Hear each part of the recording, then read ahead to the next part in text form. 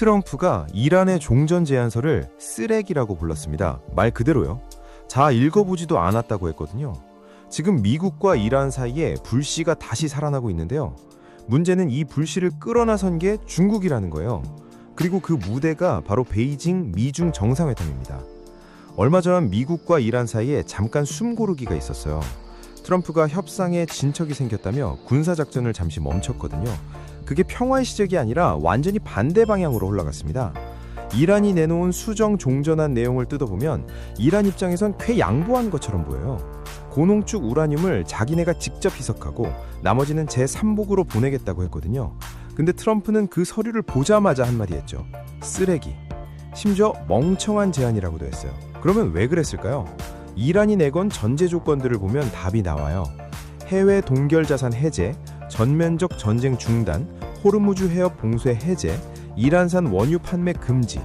쉽게 말해서 우리 때리지 말고 돈도 돌려주고 석유도 팔게 해줘. 그러면 핵 얘기 해볼게. 이거거든요. 미국 입장에서 보면 이게 말이 안 되는 거죠. 핵을 포기하겠다가 아니라 핵은 우리가 알아서 할게. 대신 제재부터 풀어줘. 이 순서니까요. 서로 상대방이 먼저 내려놓기를 기다리는 상황인 거예요. 핑퐁 대임이 계속 지속되고 있는 겁니다. 자, 여기서부터가 진짜입니다. 트럼프가 11일에 한 말 들어보세요. 휴전이 생명 연장 장치에 의존하고 있고 의사가 들어와서 약 1%의 가능성이 있다고 하는 상황이라고 했어요. 본인이 잠시 멈춘 군사작전인데 그게 살아있을 확률이 1%라고 스스로 말하는 거잖아요. 본인이 종료 버튼을 누를 수도 있다는 걸 공개적으로 예고한 거나 다름없죠. 게다가 트럼프는 폭스뉴스 인터뷰에서 멈춰뒀던 해방 프로젝트를 확대해서 재개하는 방안을 검토하고 있다고 했어요. 그리고 악시우스 보도에 따르면 미국 관료 2명이 트럼프가 이란 정권에 대한 압박을 강화하고 핵 프로그램 양보를 얻기 위해 군사행동 쪽으로 기울고 있다고 했거든요. 이게 다가 아니에요. 미 해군 제6함대가 11일에 아주 이례적인 발표를 했어요. 핵미사일을 탑재한 핵잠수함의 위치를 공개한 거거든요. 통상적으로 핵잠수함 위치는 극비 중에 극비예요. 세상에서 가장 무서운 무기가 어디 있는지 알려주면 기습 효과가 사라지니까요. 근데 일부러 공개했다는 게 포인트입니다. 군사 전문지 성조지에 따르면 오하이오급 탄도미사일 잠수함 알래스카호가 스페인 남부 영국령 지브롤터에 도착했는데요.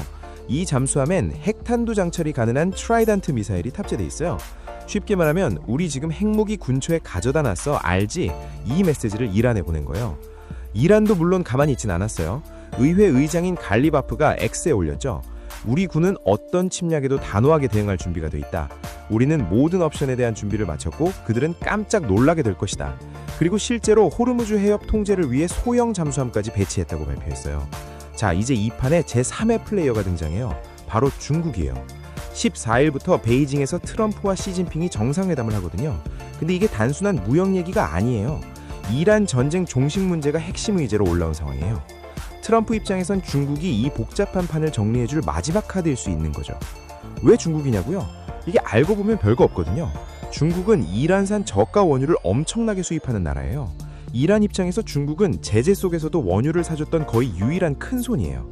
그 말은 중국이 우리 이란 원유 안 살게 라고 하면 이란 경제는 직격탄을 맞는다는 거거든요. 미국이 중국에게 이란 지원을 중단하라고 요청하는 이유가 바로 이거예요. 그러면 중국은 이 요청을 받아들일까요? 여기서 중국의 셈법이 복잡해져요. 중국 외교부는 휴전과 대화 중재에 계속 적극적인 역할을 하겠다 이렇게 얘기했거든요. 심지어 주중 이란 대사도 중국이 합의의 보증국이 될 수 있다 이렇게 말했어요. 겉으로 보면 중국이 중재자로 나서는 것 같죠? 근데 중국이 미중 정상회담 직전에 이란 외무장관 아라그치를 베이징으로 초청했어요. 타이밍이 절묘하죠. 이게 트럼프에게 중재자 척하면서 동시에 자기 패도 보여주는 전형적인 외교 포커 전략이에요. 월스트리트 저널과 파이낸셜 타임스의 보도에 따르면 중국과 미국이 이란 전쟁 종결을 원하는 건 사실이에요. 근데 종결 방식이 달라요. 미국은 이란 핵 프로그램을 완전히 없애는 것, 이란 현 정권에 실질적 타격을 주는 방식을 원하거든요.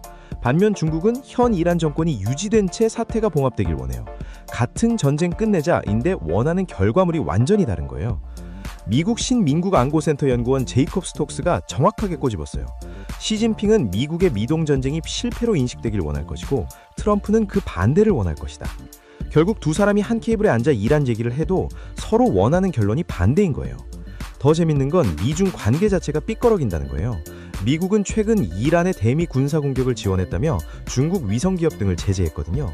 이 상황에서 중국아 우리 이란 좀 정리해줘 이렇게 부탁하는 게 좀 어색하지 않나요? 빌리면서 뒤통수도 치는 묘한 관계인 거예요. 물론 이번 정상회담에 이란 얘기만 있는 건 아니에요.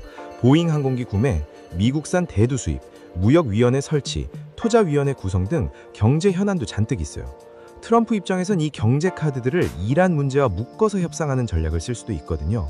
이란 좀 정리해줘. 그러면 우리 거래도 잘해줄게. 이런 패키지들의 가능성도 있는 거죠. 트럼프는 13일 저녁에 베이징에 도착해서 14, 15일 이틀 동안 미니 섹스라고 제가 이렇게 정했고요. 최소 6차례 시진핑과 만나는데 이게 사실상 마지막 외교적 분수령이 될 수 있어요. 앞으로 어떻게 될지는 솔직히 아무도 몰라요. 중국이 진짜 중재자 역할을 해줄지 아니면 자기 이익만 챙길지도 지켜봐야 하고요. 이란이 추가 수정안을 내놓을지 아니면 더 강경하게 나올지도 변수예요. 여러분은 이 상황 어떻게 보시나요? 오늘 영상 여기까지고요. 다음 영상에서 만나요. 감사합니다.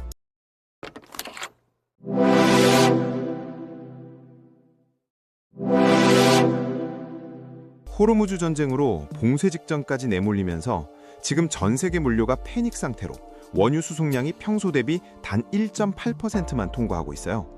오늘은 이 사태가 세계 물류 지도 자체를 다시 그리고 있다는 얘기를 해드리려고 합니다. 미국과 이란 간의 전쟁이 터지고 이달 들어서만 열흘 사이에 상선 공격이 무려 8건이나 발생했어요. 4월 한 달 내내 7건이었는데 열흘 만에 그걸 넘어선 거거든요. 지난 10일에도 미국 그룹의 벌크선이 카트르 연안에서 이란군의 공격을 받았는데 이런 일이 이제 거의 매일 벌어지고 있다고 보면 됩니다. 그 결과 해협 통항량이 어떻게 됐냐고요? 직전주 대비 절반 수준인 10척으로 뚝 떨어졌어요. 원유 수송량은 더 충격적이에요. 전쟁 직전인 2월 넷째 주만 해도 연간 평균치의 102.9%를 유지했거든요. 그런데 지금은 1.8%입니다. 그러면 그 원유는 다 어디로 갔을까요? 사우디아라비아 동쪽 걸프만에서 서쪽 홍해까지 아라비아 반도를 가로지르는 동서 파이프라인이 있거든요. 목적지는 홍해 연안의 얀부 항구예요. 이게 호르무즈를 완전히 우회하는 루트입니다. 이 얀부 항구를 통한 원유 수출량이 전쟁 전 주간 127만 톤에서 지금은 362만 톤으로 무려 184%나 폭증했어요. 거의 3배가 된 거죠. 파나마 운하를 통한 원유 통항량도 290만 DWT에서 388만 DWT로 33.8% 늘었고요. 그런데 이렇게 우회로로 몰리다 보니 평균 선박 대기 시간이 전쟁 전 26.6시간에서 지금은 50.7시간으로 2배 가까이 늘어버렸어요. 우회로도 이미 포화 상태에 가까워지고 있다는 신호죠. 그런데 진짜 놀라운 건 바다가 아니라 땅에서 벌어진 일이에요. 사우디 국영 광산 기업 마덴이라는 곳이 있어요. 세계 3위 인산염 수출 기업인데 인산염이 뭐냐면 비료의 핵심 원료예요. 쉽게 말해 이게 막히면 전 세계 농업 생산량에 직격탄이 날아오는 거죠. 평소엔 당연하게 호르무즈를 통해 수출하던 기업인데 갑자기 그 길이 막혀버린 거예요. 마덴의 CEO 밥 윌트는 전쟁 직후 임원진을 홍해 항만으로 긴급 파견했어요. 그리고 2주 만에 철도와 트럭 운송망을 새로 구축해버렸습니다. 처음엔 트럭 600대로 시작했는데 1600대, 2000대로 늘더니 지금은 3500대가 걸프 지역에서 홍해까지 물자를 나르고 있어요. 마덴만 이런 게 아니에요. 글로벌 해운사 MSC와 머스크도 아라비아 반도를 가로질러 트럭으로 화물을 나르기 시작했고요. UAE 슈퍼마켓 체인 스피니스는 영국 켄트에서 출발한 트럭이 서유럽, 이집트, 사우디를 거쳐 두바이까지 무려 16일을 달려서 도착했고요. 에티하드 레일 프레이트는 닛산 차량 수백 대를 철도로 운송했는데 이게 UAE 역사상 최초의 차량 철도 운송사례예요. 그 중에서도 가장 극적인 변신을 한 곳이 있어요.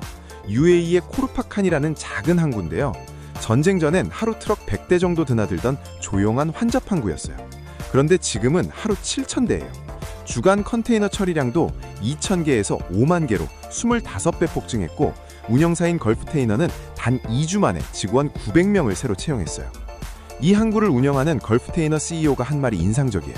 하룻밤 사이에 오케스트라를 꾸려서 모차르트 교향곡을 연주해야 하는 상황이라고 표현했거든요. 이게 위기가 만들어낸 기적이라고 봐야 할지 아니면 원래 있던 잠재력이 터진 건지 흥미로운 지점이죠. 그리고 지금 이 모든 대응이 단 몇 주 만에 이루어지고 있다는 거예요. 평소에 왜 이렇게 안 했을까요? 사실 육상 운송은 해상 운송보다 비싸고 비효율이에요. 트럭이 화물 싣고 가서 짐 내려놓으면 빈 차로 돌아오는 경우가 대부분이거든요. 그 돌아오는 길에 연료비, 기사 인건비가 다 추가 비용이 되는 거예요. 그러니까 평소엔 절대 안 쓰는 루트였던 거죠. 그러면 지금은 왜 써도 되냐고요? 인산염 가격이 급등했기 때문이에요. 전쟁으로 공급이 불안해지니까 가격이 오른 거고, 가격이 오르니까 추가 운송 비용을 내도 남는 게 생긴 거죠. 이게 바로 위기가 새로운 경제 논리를 만들어내는 방식이에요. 평소엔 비효율이었던 게 위기 상황에서는 오히려 경쟁력이 되는 역설인 거죠. 자, 육상 우회에서 다시 해상 우회 얘기로 돌아가 볼게요. 우회를 하면서 생각지도 못한 부작용이 있거든요. 호르무즈도 수에즈도 못 쓰게 되면서 결국 선택하는 마지막 루트, 남아프리카 희망봉 우회 항로예요. 여기서 등장하는 피해자가 바로 고래예요. 남아프리카 프리토리아 대학 연구진이 발표한 보고서에 따르면 선박들이 남아프리카 남서부 해역으로 몰리면서 선박 항로와 고래 서식지가 대규모로 겹치기 시작했다는 거예요. 구체적으로 얼마나 위험해졌냐면 빠른 속도로 운행하는 선박이 크게 늘어면서 고래와의 충돌 위험이 무려 4배 가까이 높아졌다고 해요. 고래는 먹이 활동에 집중할 때 선박이 접근해도 잘 인식하지 못하는 경우가 많거든요. 특히 남아프리카 서해안에는 2011년부터 혹고래 대규모 무리가 계절적으로 먹이 활동을 하는 게 관찰되고 있는데 그 해역이 바로 지금 선박이 폭증한 곳이에요. 연구진은 항로를 해안에서 조금만 더 멀리 이동시키면 충돌 위험을 20에서 50%까지 줄일 수 있다고 분석했어요. AI 기반 카메라로 고래를 실시간 감지하는 기술도 연구 중이고요. 그런데 현실적으로 생각해보면 지금 해운사들이 전쟁통에 물류 대란 수습하느라 정신없는 상황에서 항로를 고래 때문에 바꿀 여유가 있을까요? 자, 이제 이걸 좀 더 크게 보면요. 지금 일어나고 있는 건 단순한 우회로 찾기가 아니에요. 중동 물류의 패러다임 자체가 바뀌고 있는 거거든요. 마대는 이번 위기를 계기로 홍해 수출망을 비상용이 아닌 상시 운영 체계로 전환하는 걸 검토하고 있어요.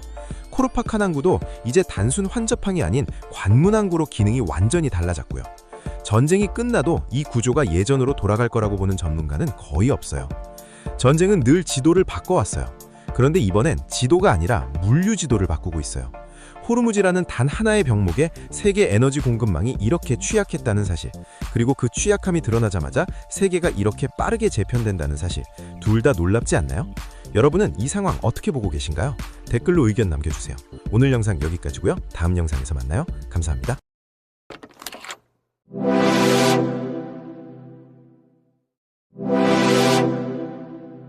북한 해커들이 AI로 악성 코드를 만들기 시작했습니다. 세계적인 사이버 보안 기업 카스퍼스키가 북한 해킹 조직 김숙희의 최신 악성 코드를 뜯어봤더니 안에서 이모지가 달린 주석이랑 문법 오타가 우르르 쏟아진 거예요. 이게 왜 충격적인지 말씀드릴게요. 먼저 김숙희가 어떤 조직인지부터 짚고 가야 해요. 2013년에 처음 식별된 북한 정찰총국 산하 해킹 조직인데요. 보안업계에서 기술 수준은 그리 높지 않다는 평가를 받아온 조직이라는 거예요. 근데 이게 절대 안심해도 된다는 얘기가 아니거든요. 기술은 평범해도 사람 낚는 건 진짜 선수예요. 그런 김숙희가 이번엔 AI를 손에 쥐었는데요.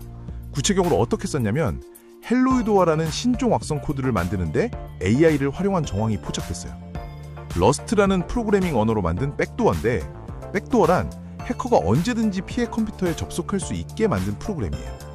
근데 이 코드 안에서 이모지가 잔뜩 달린 주석, 그리고 어색한 문법 오류가 발견됐다는 거죠. 이모지가 코드 안에 있으면 왜 AI가 짠 거냐 싶으실 텐데요. 사람이 코드를 짤 때는 보통 이모지 같은 거 잘 안 씁니다. 그냥 텍스트로 간결하게 주석을 달거든요. 근데 챗GPT나 클로드 같은 AI한테 코드 짜달라고 하면 이 친구들이 설명을 좀 친절하게 하려고 이모지를 넣기도 하고 자연어 번역 과정에서 어색한 문법 오류가 생기기도 해요. 그런데 김숙희가 AI를 악성 코드 제작에만 쓴 게 아니에요. 침투 방식도 완전히 업그레이드 됐거든요. 이번에 포착된 게 뭐냐면 비주얼 스튜디오 코드, 개발자들이 쓰는 코딩 프로그램 VS 코드의 원격 접속 기능을 공격 채널로 악용한 거예요. 쉽게 설명하면 마이크로소프트가 만든 정식 프로그램의 기능을 이용해서 해커가 몰래 피해자 컴퓨터에 접속하는 거예요. 보안 프로그램 입장에서는 마이크로소프트 서버와 통신하는 것처럼 보이니까 탐지를 못하는 거죠. 이게 보안업계에서 요즘 제일 골치 아픈 문제 중 하나예요. 악성 파일 자체가 없으니까 기존 백신으로는 탐지 자체가 안 되는 거거든요. 자, 그럼 이 업그레이드된 해킹 능력으로 김숙희가 뭘 노리고 있냐? 놀랍게도 공무원들이 쓰는 정부 공인 전자인증서 GPKI를 직접 탈취하려 하고 있어요. GPKI, 쉽게 말해 공무원이 정부 전산망에 로그인할 때 쓰는 디지털 열쇠예요. 김숙희가 쓰는 애플시드라는 악성 코드에 이 인증서가 저장된 폴더를 통째로 수집하는 기능이 들어간 게 확인됐거든요. 이게 왜 무서운 거냐면요. 인증서 하나가 유출되면 해커는 그 공무원인 척하고 정부 내부 시스템에 통째로 들어갈 수 있어요. 단순히 개인정보 하나 털리는 게 아니라 국가 행정 시스템에 해커가 공무원 아이디로 활보하고 다니는 상황이 되는 거죠. 어떤 문서를 받는지, 어떤 시스템을 조작했는지조차 추적이 어려워질 수 있어요. 실제로 누가 당했는지도 이번 보고서에서 확인됐어요. 군 관계자, 정부 공무원, 방위산업체 직원, 군 출입 기자, 통신사 직원까지요. 한국 사회에서 민감한 정보에 접근할 수 있는 사람들을 딱딱 골라서 노린 거예요. 기가 막히죠? 이들이 어떻게 접근하냐면요. 제품 견적서나 채용 공고로 위장한 이메일을 보내요. 방위산업체 직원한테는 귀사 제품 견적 요청드립니다. 이런 식이고, 군 관계자한테는 채용 공고입니다. 이런 내용이에요. 평범한 업무 메일처럼 보이도록 철저하게 위정한 거예요. 게다가 최근엔 메신저로도 접근하고 있고, 정상적인 한국 웹사이트를 해킹해서 해커 명령을 내리는 서버로 악용하기도 해요. 그런데 이게 김숙희만의 이야기가 아니에요. 구글 위협정보그룹이 올해 공개한 보고서를 보면 북한의 또 다른 해킹 조직 APT-45도 AI를 이용해서 수천 개의 질문과 명령을 반복 입력하며 공격 코드와 보안 취약점을 자동으로 검증하는 작업을 하고 있다고 해요. 쉽게 말해 AI를 이용해서 사이버 무기 데이터베이스를 자동으로 구축하고 있다는 거예요. 공장에서 제품 찍어내듯이 해킹 도구를 양산하고 있는 거죠. 미국도 이미 직격탄을 맞았어요. 수천 개 미국 기업이 쓰는 오픈소스 소프트웨어 악시오스가 공급망 해킹 공격을 당한 거예요. 공급망 해킹, 쉽게 말해 많은 기업이 공통으로 쓰는 소프트웨어 하나를 오염시켜서 그걸 사용하는 수천 개 기업을 한 번에 감염시키는 방식이에요. 단 3시간 만에 수천 개 기업의 시스템에 악성 업데이트가 깔렸고, 구글 맨디언트는 이게 북한 연계 조직 소행이라고 분석했어요. 보안 전문가들은 이 공격이 완벽하게 타이밍을 노렸다고 했어요. 요즘 AI 에이전트를 활용해서 코드를 자동으로 검토도 안 하고 바로 적용하는 방식이 퍼지고 있거든요. 사람이 검토하는 과정이 사라지는 것 자체가 보안에 구멍이 되는 역설이 생긴 거죠. 자, 그러면 왜 북한은 이렇게 사이버 공격에 목숨을 걸까요? 이건 단순히 스파이 활동이 아니에요. 북한 해커들이 지난 몇 년간 훔친 돈이 수십억 달러예요. 특히 작년에는 단 한 번의 해킹으로 15억 달러, 한화로 약 2조 원 규모의 암호화폐를 탈취했어요. 이게 당시 사상 최대 규모의 암호화폐 해킹이었는데요. 각관이 2023년에 북한 미사일 프로그램의 절반이 이런 사이버 도둑질로 자금을 충당하고 있다고 밝혔을 정도예요. 그러니까 결국 우리가 지금 보고 있는 건 사이버 공격의 산업화예요. 구글이 보고서에서 직접 쓴 표현이 바로 산업화된 해킹이에요. 과거엔 고급 해커 여러 명이 오랜 시간 공들여야 하던 공격을 이제는 AI가 훨씬 빠르게, 훨씬 적게 해낼 수 있다는 거죠. 사이버 공격의 진입장벽이 무너지고 있는 거예요. 이건 단순히 국가 간 해킹 문제가 아니라 사이버 위협의 패러다임 자체가 바뀌고 있다는 신호예요. 그럼 방어하는 쪽은요? 구글은 이미 AI 에이전트 빅슬립으로 보안 취약점을 먼저 찾아내고 코드맨더로 그 취약점을 자동으로 고치는 기술을 적용하기 시작했어요. 공격이 AI로 자동화됐으면 방어도 AI로 자동화해야 한다는 거죠. 국내에서도 안랩과 학계에서 방어 체계도 AI로 전환해야 한다는 목소리가 나오고 있어요. 개인과 기업이 지금 당장 할 수 있는 것도 있어요. 출처가 불분명한 이메일이나 메신저 링크는 절대 클릭하지 않는 게 기본 중에 기본이에요. 공인인증서 파일은 USB나 외부 저장 장치에 별도로 관리하고 이상한 로그인 기록이 있으면 즉시 신고하는 습관이 필요해요. 기업 입장에서는 이 파일이 악성 코드를 포함하고 있느냐만 체크하는 전통적인 방식에서 벗어나서 행동 패턴 자체를 분석하는 방식으로 보안 체계를 바꿔야 해요. 사실 이건 선택이 아니라 생존의 문제가 됐어요. AI를 손에 쥔 해커들의 공격이 더 빠르고 정교해질 건 분명한데 방어 체계가 그 속도를 따라잡을 수 있을까요? 여러분은 어떻게 생각하시나요? 오늘 영상 여기까지고요. 다음 영상에서 만나요. 감사합니다.